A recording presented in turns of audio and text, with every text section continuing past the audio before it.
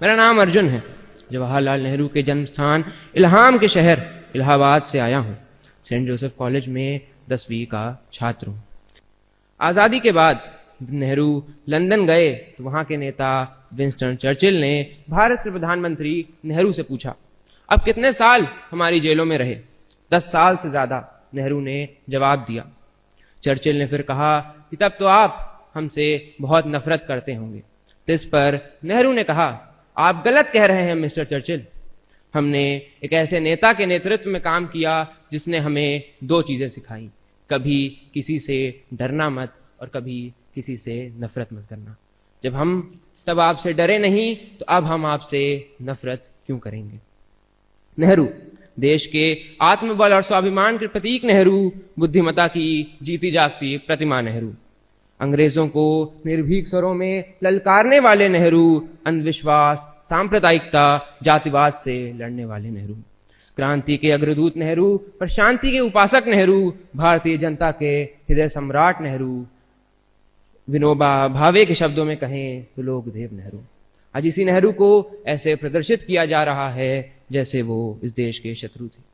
आलोचना और निंदा में जरा सा फासला होता है। ऐसा नहीं था कि पंडित जी की जीते जी आलोचना नहीं हुई।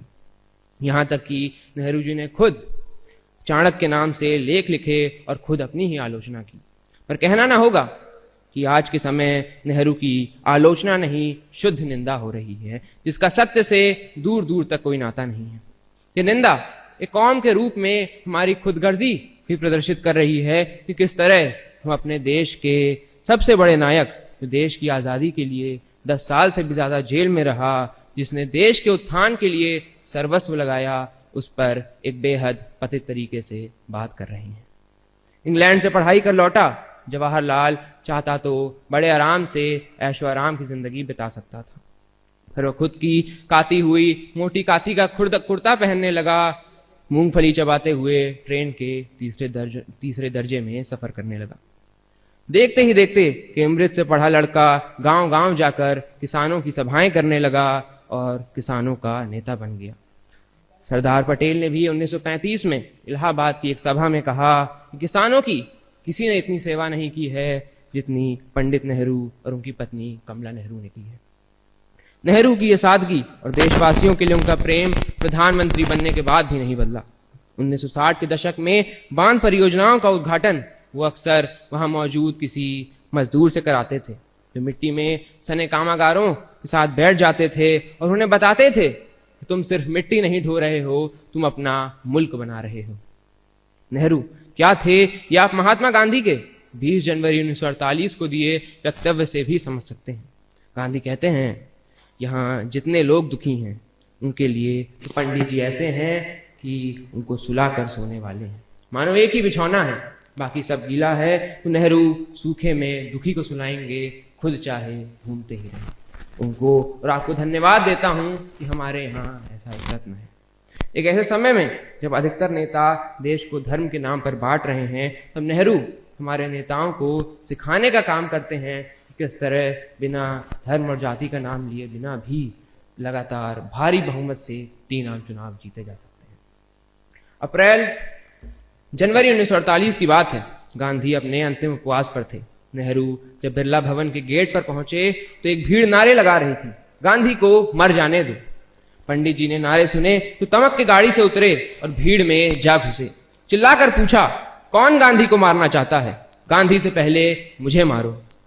गांधी और नेहरू, लेखक सुशोभित के शब्दों में कहें, आधुनिक भारत के 2 अनिवार्य नक्षत्र, वस्तु और रूप, चरखा और गुलाब, यानी भारत का अद्वैत।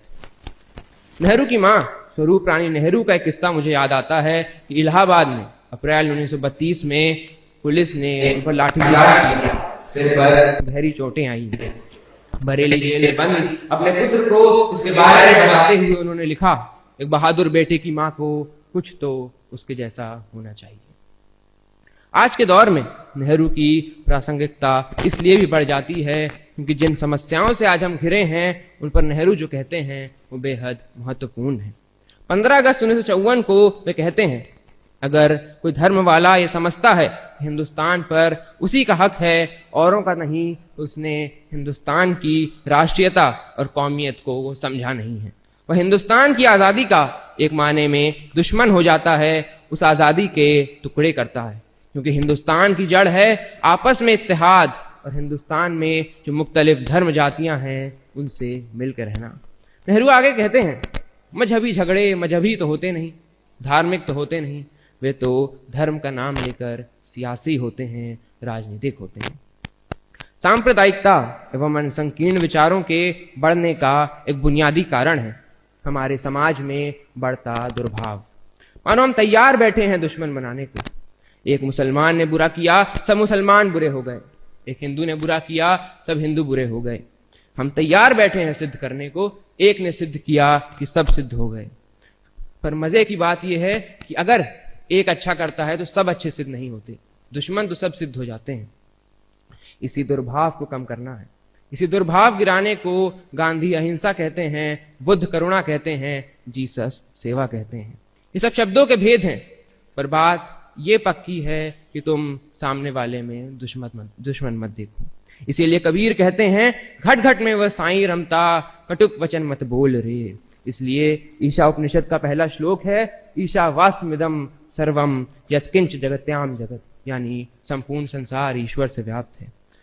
क्योंकि कम से कम हर व्यक्ति में मित्र देखो, क्योंकि हर हृदय में वही है, हर श्वास में वही है।